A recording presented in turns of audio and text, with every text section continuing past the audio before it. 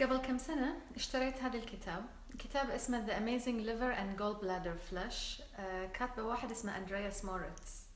وأندرياس موريتس في هذا الكتاب يتكلم عن إزالة الحصوات اللي في المرارة وفي الكبد بطرق طبيعية. المهم ان انا لما قريت هذا الكتاب انبهرت بالكم الهائل من المعلومات اللي فيه، وان شلون ان حتى الشخص الصاحي ممكن يكون فيه حصى في المرارة. فجربت اكثر من مرة الطريقة اللي هو يقترحها في هذا الكتاب لتنظيف الكبد والمرارة من الحصى، وانبهرت اكثر. وعلى مر السنوات كل ما قابل احد عنده مشاكل في الكبد او في المرارة اقترح عليهم هذا الكتاب وهذه الطريقة، ويحصلون نتائج ممتازة.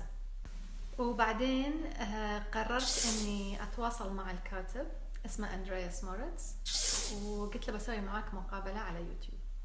فهذه المقابلة اللي سويتها مع اندرياس موريتس في 2011 انعرضت على يوتيوب، لكن انعرضت بالانجليزي، لكن اليوم عربناها لكم. فبعرض لكم الحين المقابلة اللي صارت في هذاك الوقت. التسجيل مو فظيع لأنه على سكايب، ولكن المعلومات اللي فيه جدا جدا ثمينة، فإن شاء الله تنفعكم. والمعلومات اللي في هذا الفيديو صارت أثمن الحين لأن أندرياس موريتس بعدها بفترة بسيطة توفى الله يرحمه، ولكن المعلومات اللي في هالفيديو ما زالت تفيد الناس. فإن شاء الله تعجبكم هذه المقابلة، وإذا عجبتكم حطوا لها لايك، ولا تنسون تشتركون في القناة أيضا، وحطوا لي تعليقكم في الكومنتس.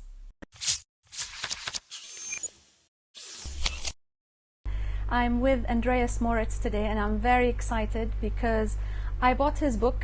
I don't know if you can see the book. It's called The Amazing Liver and Gallbladder Flush, and I bought this book last year, and I had known that you should flush your liver and your gallbladder, that they have stones and you should flush them, but I was actually very nervous about trying it, and it stayed on my desk for a very long time, Andreas, until I just got the courage to try it out last June.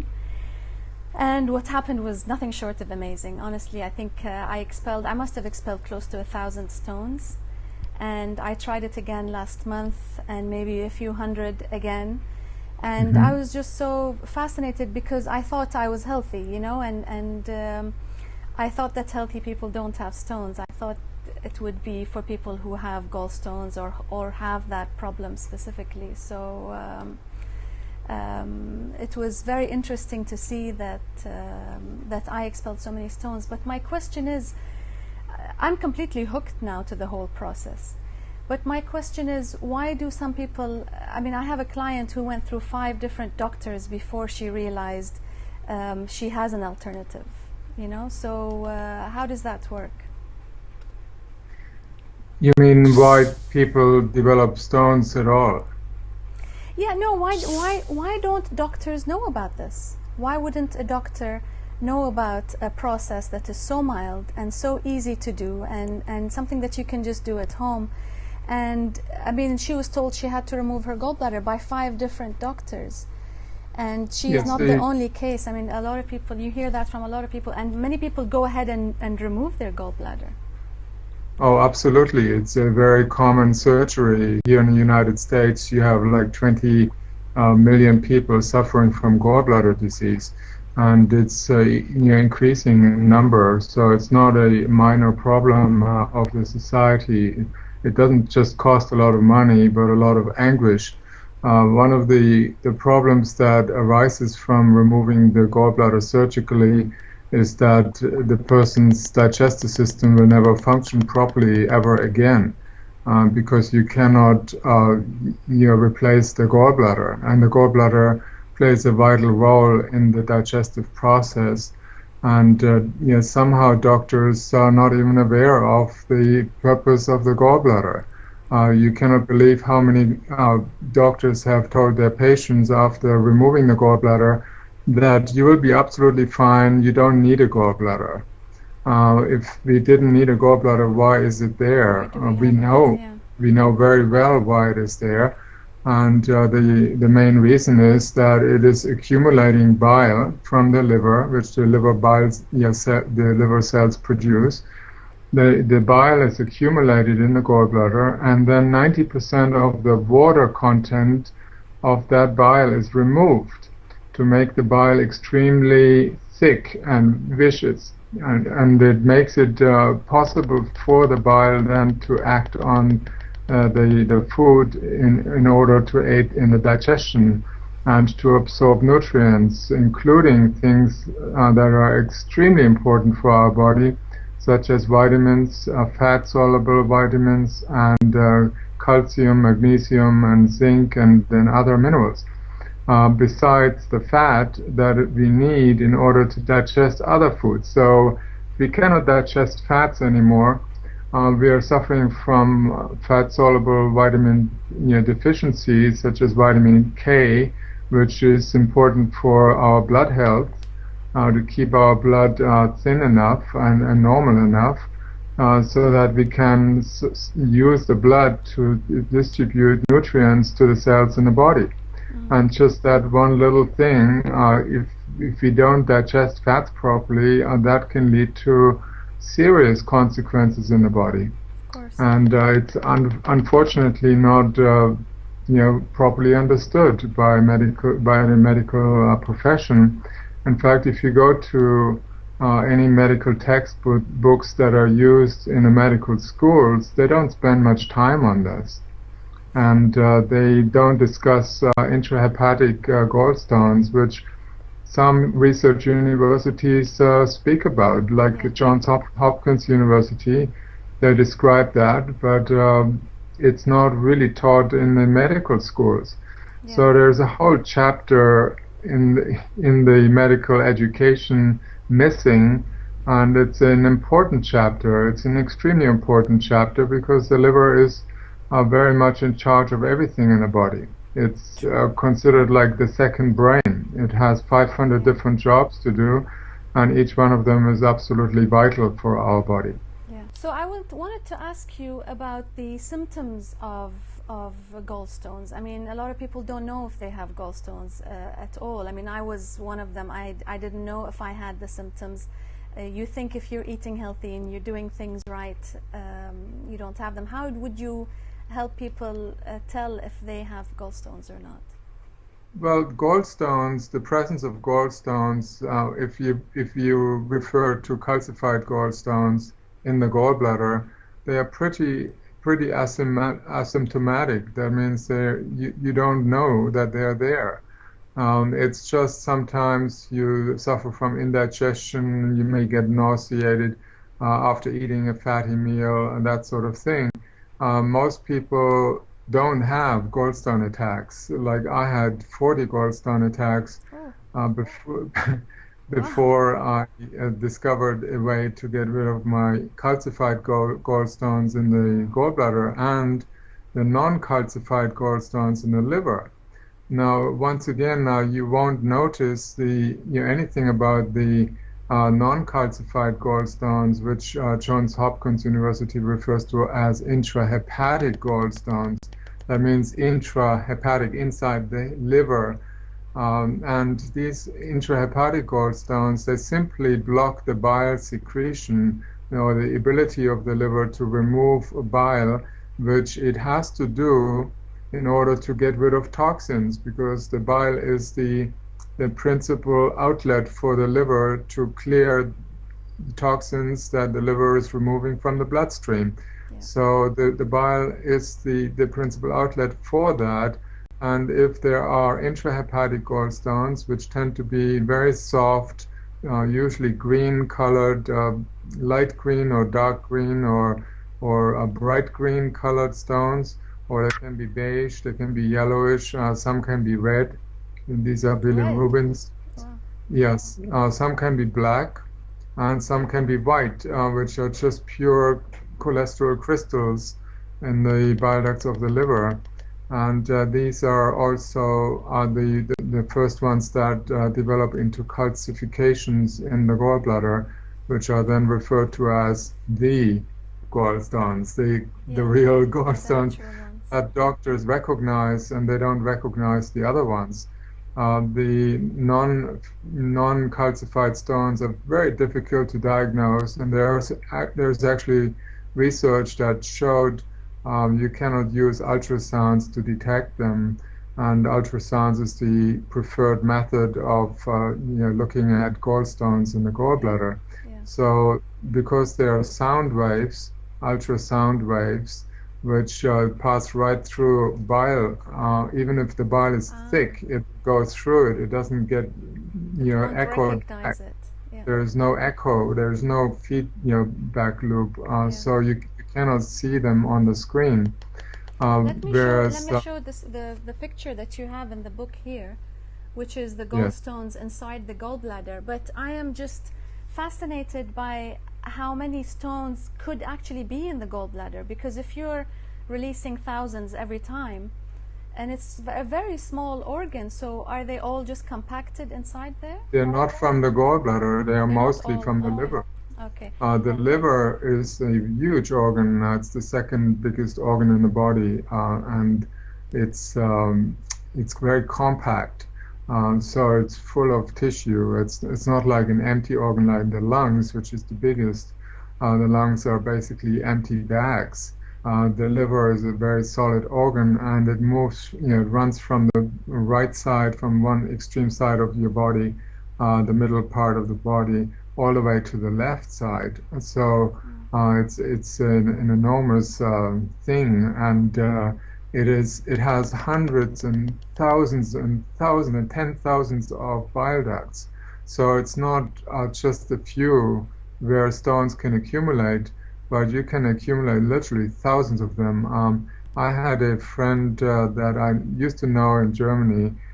He died from liver cancer about 2 years ago.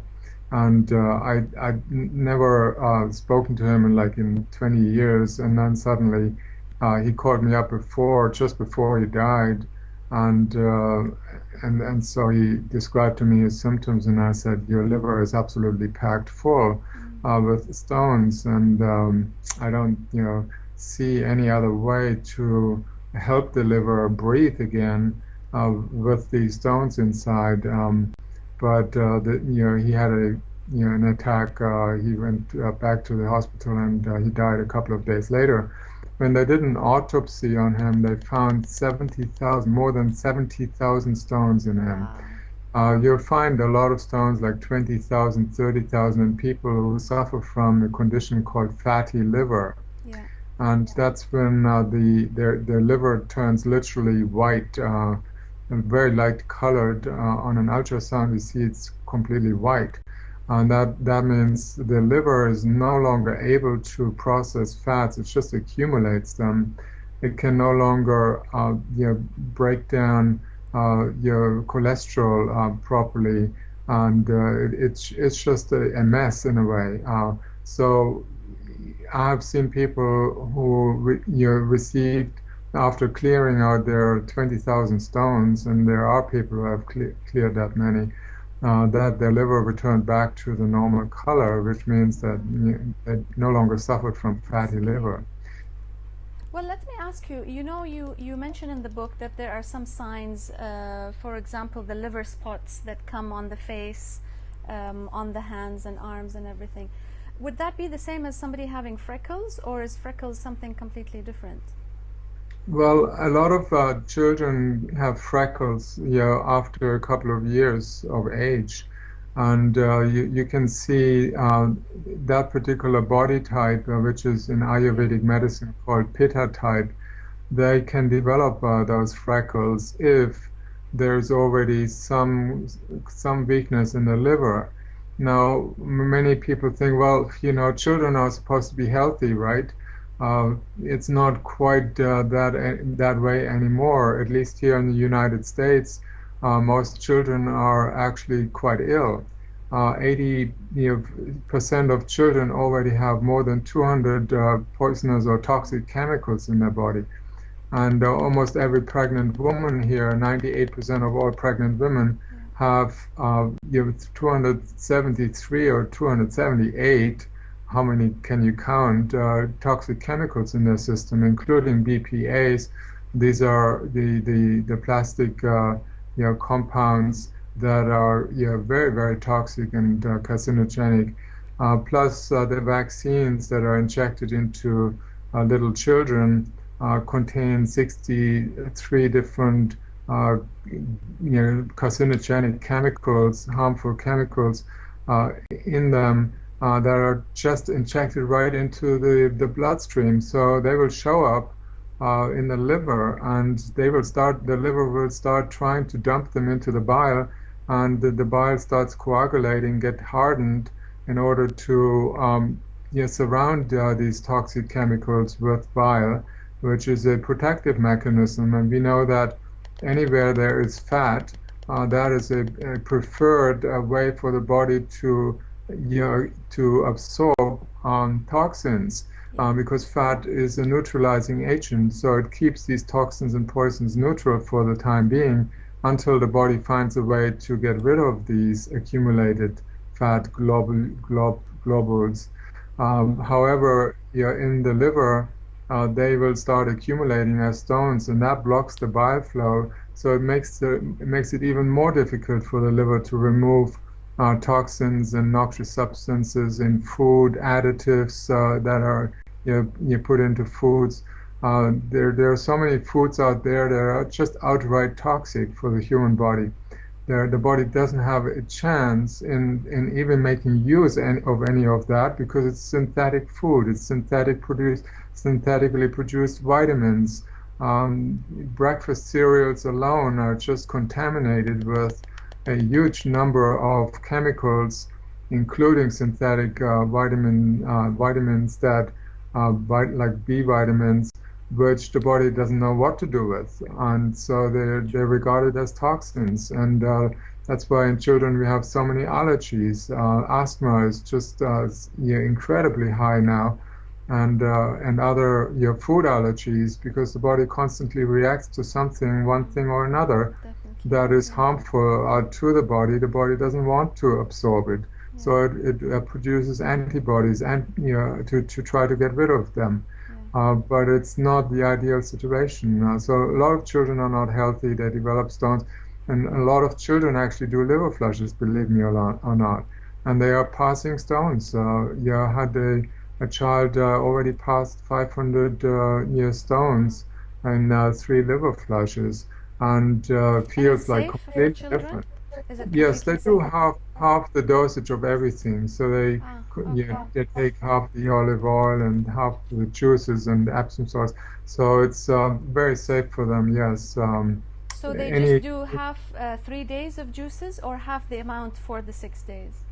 They do half the amount for the 6 days. Okay. Now, speaking of which, I want to talk a little bit about the process. I know you have very specific instructions on what to do. You're supposed to drink apple juice, X amount of apple juice for 6 days, and then do the flush, the Epsom salts and everything. Now, at some point you mentioned that if you're not going to be able to do the flushes repeatedly, then it's better not to do it at all. And why is that? Isn't releasing some of them, at least, let's say you do 1 flush and you release 500, isn't that better than nothing?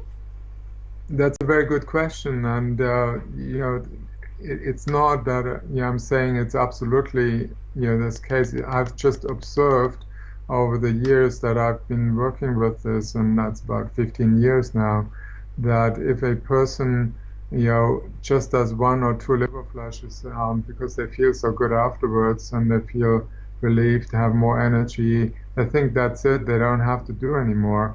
The problem with that is that once your liver is passing stones, there will be more stones coming from the rear ends of the liver, passing through the smaller bile ducts into the larger bile ducts, and gradually accumulate in the exiting bile ducts. And there are 2 exiting bile ducts. They're very large, and those 2, they are basically connecting to the common bile duct that then runs down into the small intestine, and also partially in the gallbladder.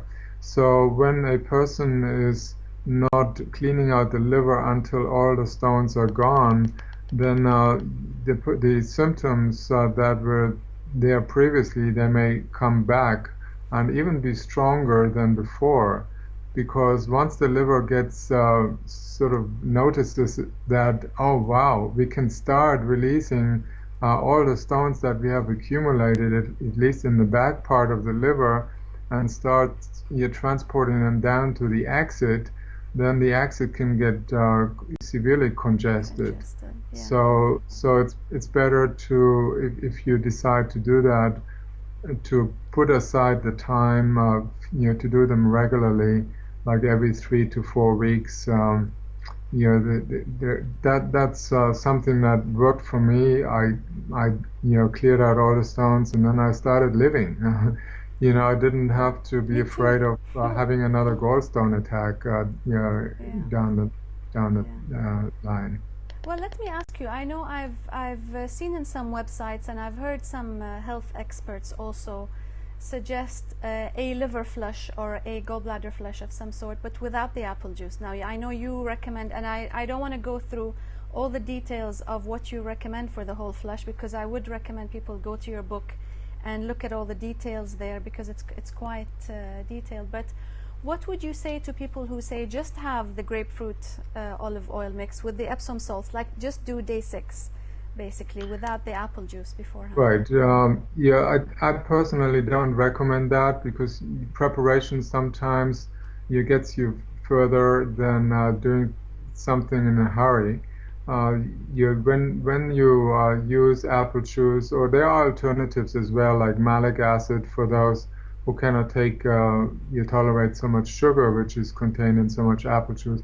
And recently I introduced another simple way, which is probably easier for a lot of people, and that is 8 ounces of tart or sour cherry juice. That is the red cherry, not the dark cherry, the sweet one, but the tart sour cherry. And so if you drink 8 ounces of that, which is about a little less than 250 milliliters per day, then that is sufficient. That equals the amount of 1 liter of apple juice, because it has a higher concentration of malic acid in it. And it tends to be very well tolerated because it has very little sugar in it. And where would you find that? Online, probably. Here in the United States, you find that in most health food stores, Whole Foods, and other natural health food stores, definitely. So it's something that is very popular here. People take it also for other reasons, like prostate issues, but many people just like it as a beverage. Yeah, because I've heard that question a lot of people who cannot tolerate the apple juice, or just for simple health reasons, because if you're doing 10 or 12 flushes in a row and you're drinking all that sugar, then it's not the easiest on the system. With regard to malic acid, you would take half a teaspoon to 1 teaspoon in 24 to 32 ounces. So that would be up to 1 liter of water per day for 6 days. And that is very tolerated for those who have a candida problem, or who are diabetic. But the tart cherry juice definitely works. Or 4 to 8 tablespoons of apple cider vinegar in a liter of water. That is another option. And the main thing is to do it, sort of for a couple of days. 6 days is, in my opinion, the most optimal time frame. And if you don't do that, you may not get out as many stones, or they may not come out as easily because they're not softened enough. When you do the preparation of 6 days, you are also liquefying a lot of semi-solid stones and making them very, very sludgy, like soupy, thick soup, and that helps with the removal process enormously. So I do think that it's worth the effort, given the experience I've had with so many people around the world, and literally millions of people have done the liver flushes. Yeah, thanks to you. I think that's fantastic. But I have a question about hepatitis C. Now, there's a question, does the removal of the gallstones, does that increase the viral load in the test, when they test for hepatitis C afterwards? Do you know? No, I typically tend to recommend not to do any tests after you do liver flushes. The reason for that is because the liver is going to repair any damage that has occurred due to the presence of stones for so many years often, or even decades. And when you do a liver flush, there will be lots of repair work, meaning that damaged cells will suddenly be discarded, be broken up, decomposed, and you basically be broken down and transported out of the system, because the body now has the chance to do that. And when this happens, you may have, if there has been liver damage, like in the case of hepatitis C or B, that in this situation the ALS and AST enzymes in the blood will start rising, and that's, in my opinion, a very good sign. But if you went to the doctor, you would say, oh, you have a problem in the liver. So one has to be very careful not to misinterpret what's happening. But obviously this doesn't apply to people who just are doing liver flushes, who are not patients in terms of past liver infections. But regarding the viral count, I have no evidence to suggest that, but I feel very strongly that the viral count would drop. Now, not because the virus is responsible for causing liver infection, which I find to be one of the most unscientific statements. If anyone says that a virus causes liver infection, doesn't really know what viruses do in the body. They come after the fact, after there is already severe congestion. Those people who came to me with liver infection, they had already many years of liver issues where the bile ducts were clogged up severely, and I could see that amongst many signs and indications, such as digestive problems, liver spots in the face, in the gallbladder area of the head. They have blood issues. They have joint issues, some chronic pain, shoulder pain, usually the right side of the shoulder. There can be many symptoms which I've described in the book, but they tend to have lots of them. And it's something that shows that the liver and gallbladder haven't been working well for many years. And that means the liver has not been able to remove chemicals that cannot be broken down. Now, typically by even the liver itself, they require something called solvents. It's just like paint. If you have paint, you painted your house and you get all your hands full of that paint and you cannot get rid of it, but you use a solvent, it will come right off. And like that, there are many chemicals that are in our body that we ingested through foods, environments, vaccines, many sources, air pollution, that can no longer be dissolved in the body. They have to be sort of accumulated until there's a solvent coming in.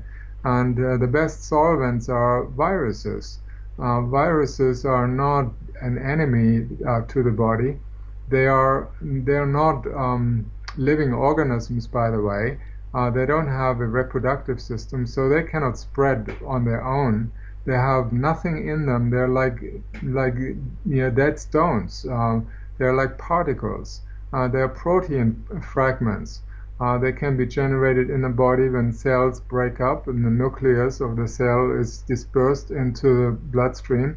These are RNA particles, which are viruses like HIV, HIV-1, HIV-2, HIV-3. So when there is advanced cell damage, then you can test positive for HIV without ever getting infected in any other way. And the hepatitis C and B, these viruses, they have to be reproduced, guess by whom or what? By the body. there is no other way than the body itself purposefully, intentionally reproducing them, because the body cannot get rid of certain things anymore that are extremely harmful, that could cause severe problems. So the body prefers to inflame its liver through the process of using viruses in order to you break down old structures that have accumulated all those chemical poisons. And so when the body does that, you will have an inflammation, and the cells that were already filled with those chemicals, they will be damaged beyond repair, and that's why we have progressive cell damage in the liver. Unfortunately, doctors blame the virus for that act, not the underlying toxins or chemical poisons that led up to the survival mechanism called hepatitis. Yeah. Well, how do we make sure that we don't have any more stones in the future? I know we know that everybody has them more or less, and we know that there are calcium stones and there are cholesterol stones and bile stones. But why are they being collected in the liver? And is there an emotional factor as well that comes into play? And these are good questions. Definitely emotions play a major role. We know very, very clearly from the scientific evidence, research that has been done, that when you get angry, for example, you are changing the bile flora. That means the bacteria that are in the bile that keep the bile as it needs to be, very fluent, very flowing and healthy. And if you suddenly change the bile flora, the bile starts thickening and getting harder, and it starts becoming sludge, eventually leading to the occurrence of these intrahepatic gallstones. Yeah. So yes, there are anger. Well, it's not something you can control. If you try to stop yourself from being angry, all that you're doing is you're turning it inside yourself, you're internalizing it, and it turns into depression. And then that's basically suppressed anger. And that doesn't help either, because then depression, we know, depresses or suppresses the immune system and the digestive functions and the waste removal functions in the body. So once again, the liver is having to pay the price for that. There are many things that can contribute to these gallstones. If we want to prevent them, first of all, cleaning out the liver is the best prevention for new stones. Because once you have no stones, it's harder for the body to make new ones. Yeah. Second, once you have no stones in the liver, you'll find that you have a hard time getting angry. It's hard to become angry. It's really interesting, because the liver seems to be the emotional center for anger, frustration and anger. And if the liver is clean, it's difficult to get angry. So that's a plus. The third thing is diet and lifestyle. There are certain things we do in our lives that can contribute to the occurrence of gallstones simply by interfering with the basic functions in the body. If you consistently go to sleep after midnight or 2 o'clock in the morning and then sleep late in the morning, you're interfering with the liver, which is working very, very actively between 10 and 2, and it requires all the blood it can get in order to do its 500 different jobs, including detoxifying the blood and making bile for the next day, making sure that the blood values are proper, that the hormones are in the blood in the right amounts, that the liver is removing iron if there's too much in the iron, so that it doesn't cause stomach problems and heart attacks.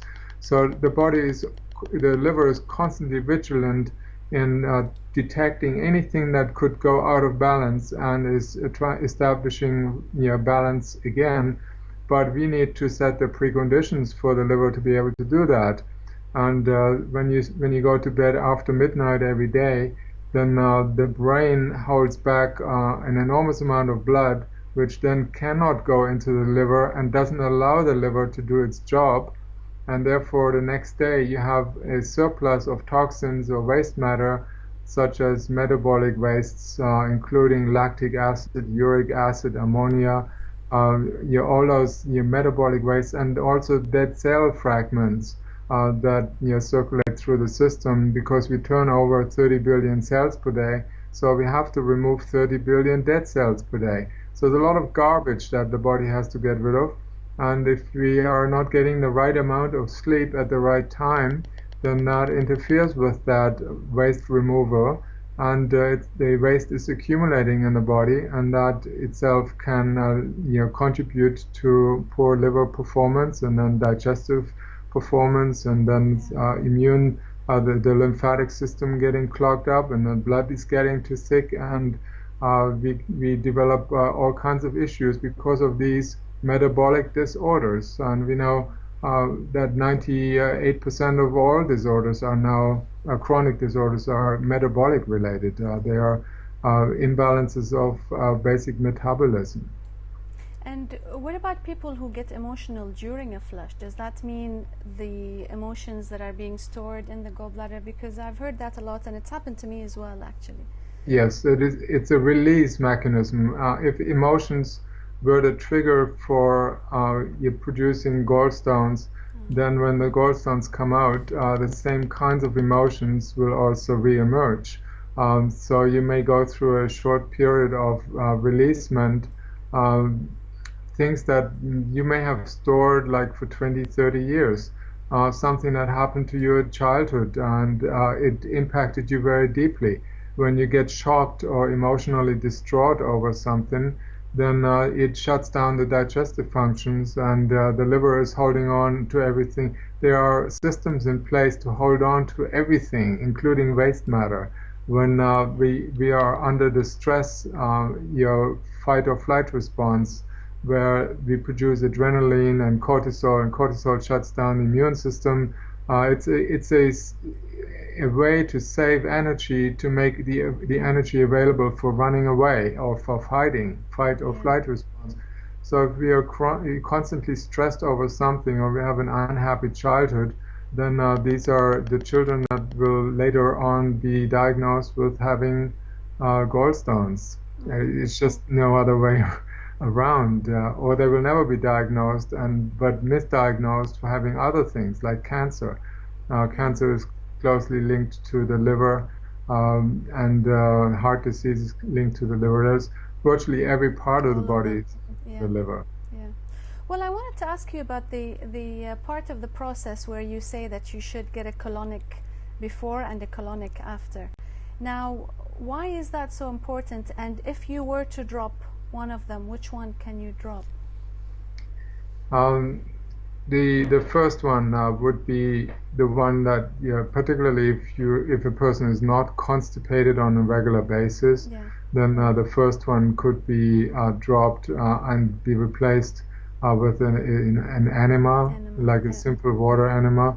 The last one I would not discard, because I can tell you from many years of experience that even if a person cleaned out the colon beforehand, does the liver flush, passes hundreds of stones, there will always be some stones that are left behind in the colon, and they are often not coming out on their own. So it's good to wash them out using a colon hydrotherapy, or to have a colima, or there's just 2 or 3 back-to-back water enemas if you're used to them.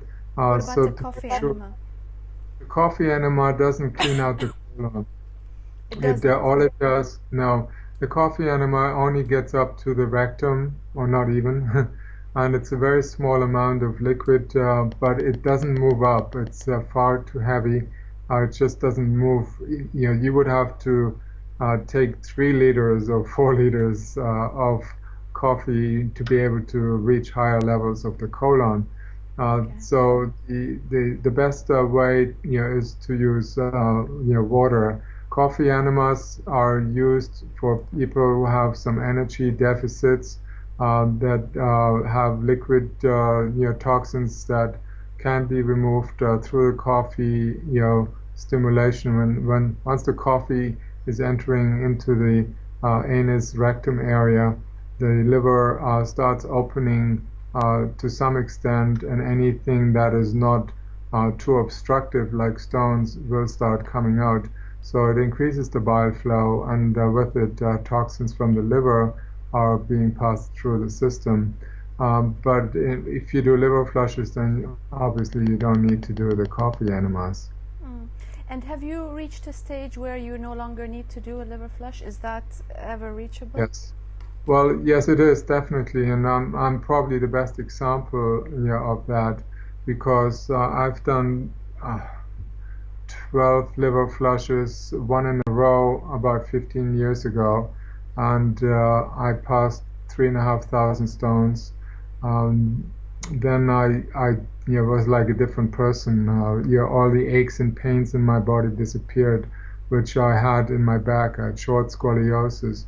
I had chronic issues, pains in my system, joints, and my old rheumatoid arthritis, started, re-emerging, during and around, just before and after a gallstone attack. And once I had cleaned, out my entire liver and gallbladder, I never had a problem again. And what I've done since then, do one every 6 or 8 months, and I never passed a single stone ever again. And still I do now. I only do one once a year, just to make sure, because we live in a very toxic world. But it seems my liver is far too efficient to accumulate anything. So I've not had any signs or indications of stones. I did a liver flush 2 months ago, and it was just water, nothing else, just that. Wow.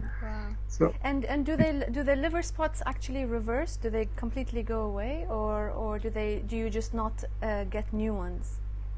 The liver spots on the face and on the back of the hands. Yes, I've seen many people who completely cleared out their so-called age spots or liver spots. Regardless of their age.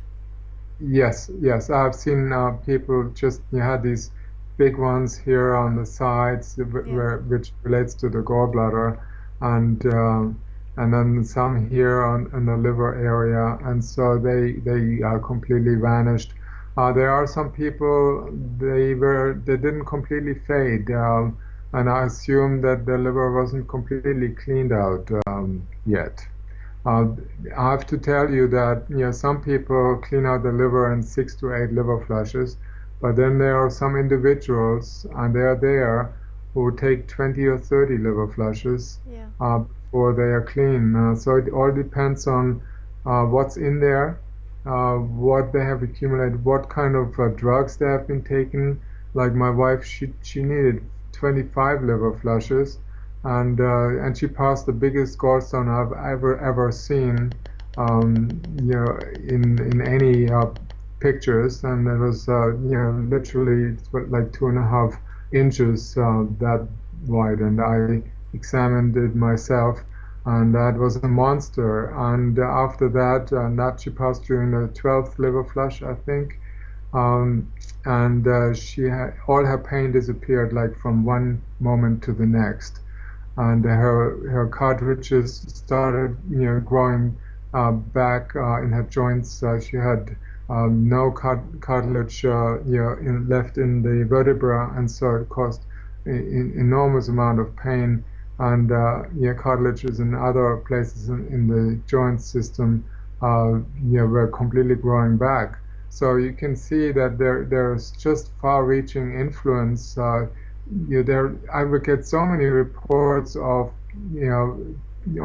situations and conditions that people recovered from after doing liver flushes that I didn't even anticipate, because it's just we've be having now 44,000 different kind of conditions, disease conditions recorded in the medical literature.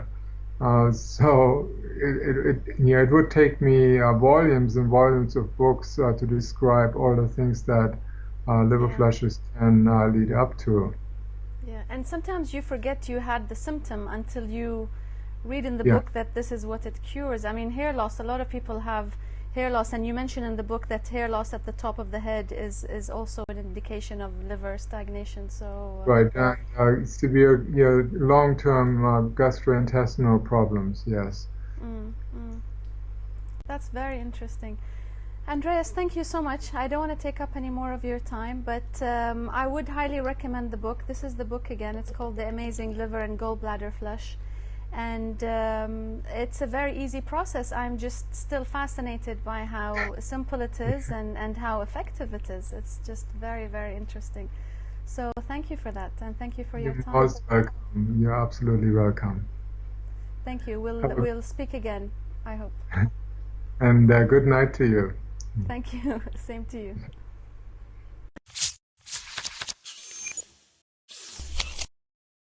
أتمنى أن تكونوا استفدتوا من هذه المقابلة، وإذا عجبتكم حطوا لها لايك واشتركوا في القناة، وأيضا نشروها، أرسلوها حق اللي تحبونها. وإذا تعرفون مختص معين تعجبكم آراءه حابين نسوي معاه حوار، حطوا لي اسمه في التعليق، وإن شاء الله نسوي لكم حلقات وايد أكثر من هذا النوع.